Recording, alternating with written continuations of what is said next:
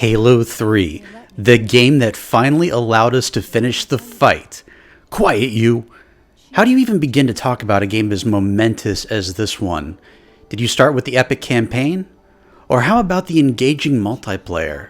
Or maybe it's the infinite possibilities of the newly introduced theater mode, or even the creative machinimas that blossom thanks to the game's perfect integration of theater mode.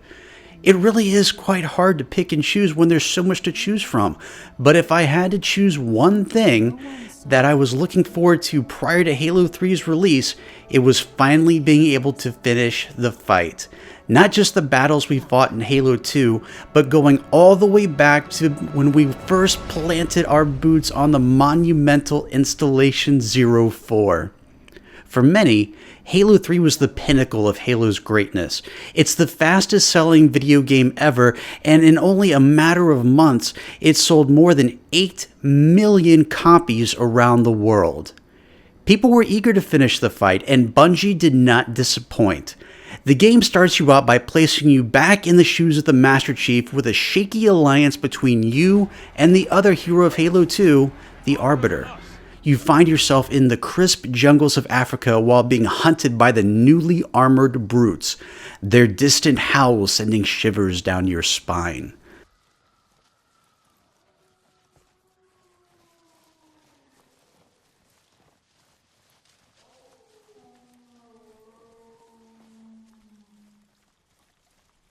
Then it happens. The mighty Sergeant Johnson is captured, and standing between you and his rescue is a formidable brute chieftain and a small army of Covenant. Upon his rescue, you learn of the underground bunker known as the Crow's Nest, but so do the Covenant. After a daring escape, the world begins to open up around you as you traverse the vast savannas of Savo Highway. Then you see it.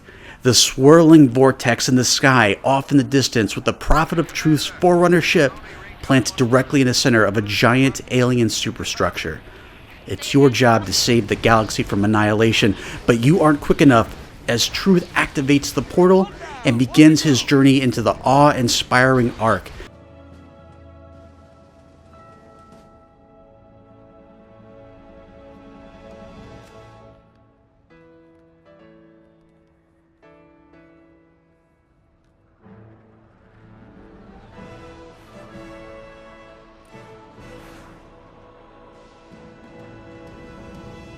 All ships, fire at will.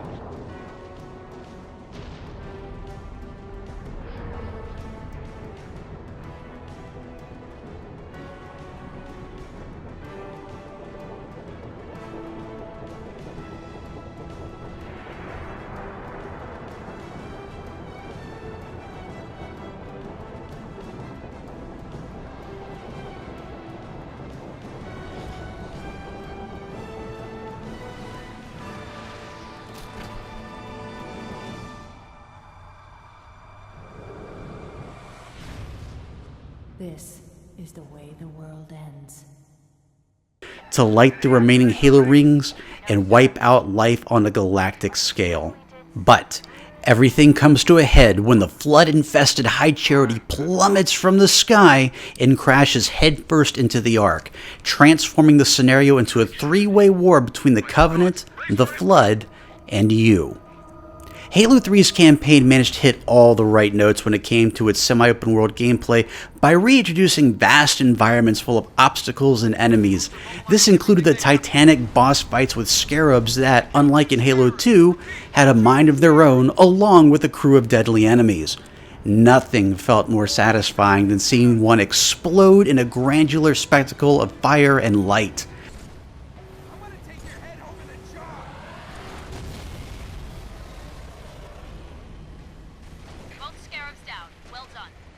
This scarab was a boss battle done right, similar to the way that hunters felt in the original Halo combat evolved. Bungie had learned its lesson from the universe-breaking encounters in Halo 2, and were able to seamlessly integrate these colossal creatures into the game in a way that was both challenging and memorable without seeming forced or out of place. But Bungie wasn't done impressing us with just how they constructed the campaign. Prior to Halo 3, the concept of online co-op within the franchise was considered to be inconceivable. But not only did Bungie conquer this feat, they even upped the co-op from 2 to 4 players, and each player was unique rather than being just another carbon copy Spartan. I still remember logging onto Xbox Live every single night and playing the campaign with 3 other friends as we did our best to become the first people in the world to beat the campaign on Legendary with all skulls on without anyone on the team dying. However, the campaign wasn't all that Halo 3 had to offer. The multiplayer was as engaging as ever with epic maps like Guardian, Construct, Last Resort, High Ground, and Valhalla, with even more maps to come in later DLC like Blackout and my all-time favorite Halo map, Avalanche. Every map felt engaging and could be played over and over again without it ever getting old. And even if the maps did start to age on you, you could load up the all-new Forge mode and customize them to your own specifications. And with maps like Sandbox implemented so that players could really show off their creativity, the possibilities were endless. And with the file share option, you could even send your favorite creations to all your friends. Theater mode was a major highlight for me personally, as I was able to relive all those epic moments from both campaign and multiplayer over and over again, as well as share them with my friends. Got a last man standing in a match of Living Dead? I could share it. Got a Killionaire in an epic Griffball match? I could share it. Beating the campaign on Legendary with all skulls on? I could share it. And for those with a knack for theatrics, new machinimas were being born as well, along with vast improvements to existing ones like Red vs. Blue. If I had to come up with one major gripe about Halo 3, it's that the story wasn't as epic as Halo Combat Evolved or Halo 2. That's not to say it wasn't great by itself. I'll still never forget the battle against 2 scarabs, or the epic Warthog run as the Halo ring was literally shaking itself apart. But compared to Halo 2, the characters felt like shadows of their former selves. Take the Prophet of Truth for example. In Halo 2, he was a menacing politician, and we were always kept guessing when it came to his true intentions. But in Halo 3, he didn't have just a different voice actor, he had an entirely different personality. To have you hung by your entrails and your corpse paraded through the city. But ultimately, the terms of your execution are up to me. I am already dead. Indeed. Do you know where we are? The mausoleum of the Arbiter. Quite so. Here rests the vanguard of the great journey. Every arbiter from first to last. Each one created and consumed in times of extraordinary crisis. As soon as they're up, re-establish contact with Lord Hood. Let him know. All of you vermin, cowering in the dirt, thinking, what, I wonder, that you might escape the coming fire? No. Your world will burn until its surface is but glass, and not even your demon will live to creep, blackened from its hole to mar the reflection of our passage, the culmination of our journey. For your destruction is the will of the gods, and I am their instrument. He went from being collected and mysterious to completely off-the-wall nuts. It was a jarring change for sure. Miranda Keyes is another one that stands out. In Halo 2, she was tough and to the point. In Halo 3, again, she's played by a different voice actor, but some of the lines she delivers sound very out of character compared to the things that she might have said and the way she would have said them in Halo 2. Overall, though, it's an extremely minor nitpick on my part, especially considering that Bungie later released an expansion for the game titled Halo 3 ODST, which to this day still has to be one of the best stories and atmospheres of all the Halo games. You, as a new ODST rookie, are tasked with making your way through the ruined streets of New Mombasa while trying to catch up with your fellow squad mates. Each time you pick up one of their clues, you witness an epic flashback, all of which eventually connects you to the present time while also showcasing the epic journeys of each member of your team. The music is some of Marty O'Donnell's best for sure, and hits all the right notes, whether the scene is full of action and excitement, or if you're wandering the dark and desolate streets of the city.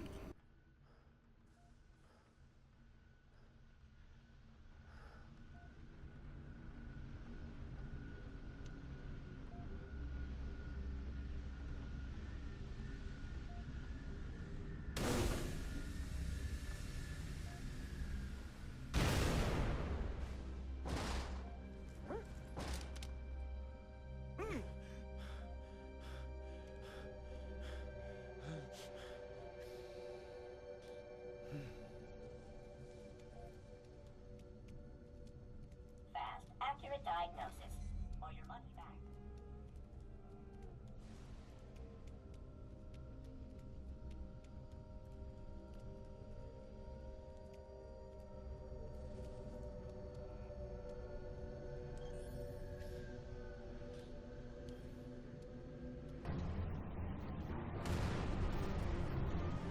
Damn it, no! They're gonna burn this city and then glass the whole planet!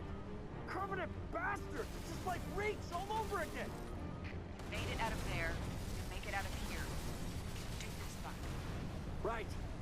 Yeah. Okay.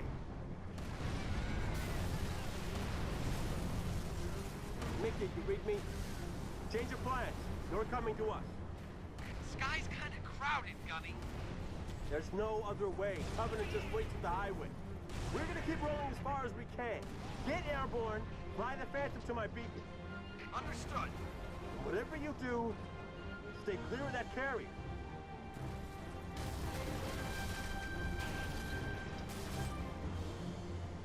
Firefight was another mode that was added to the series thanks to the introduction of the expansion, and it was every bit as fun and exciting as the campaign.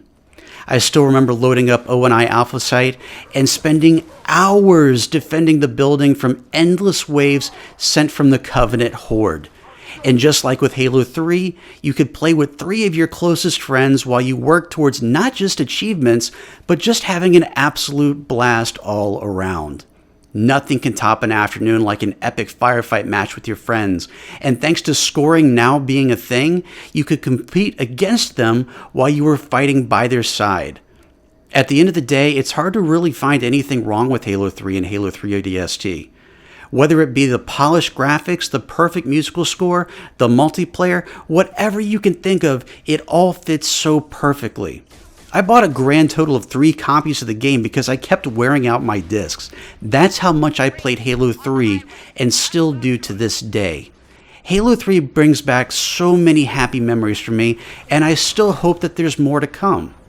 That's why when it comes to Halo 3, it is absolutely a collector's item. This completes my series of ranking all of the Halo games. I do hope that you enjoyed this series, and if you did, I hope you'll consider subscribing for more great content right here on MythicTyrant.com. And please let me know in the comment section below how you rank all of the Halo titles. Which Halo is your favorite, and which one is your least favorite? What are your happiest memories from this epic franchise? And I want to take a moment to thank each and every one of you taking the time out of your busy day to sit down and watch this series. I really do appreciate it, and I hope you all have a wonderful week. I'll catch you all right back here next time, and as always, I'm the Tyrant, signing off.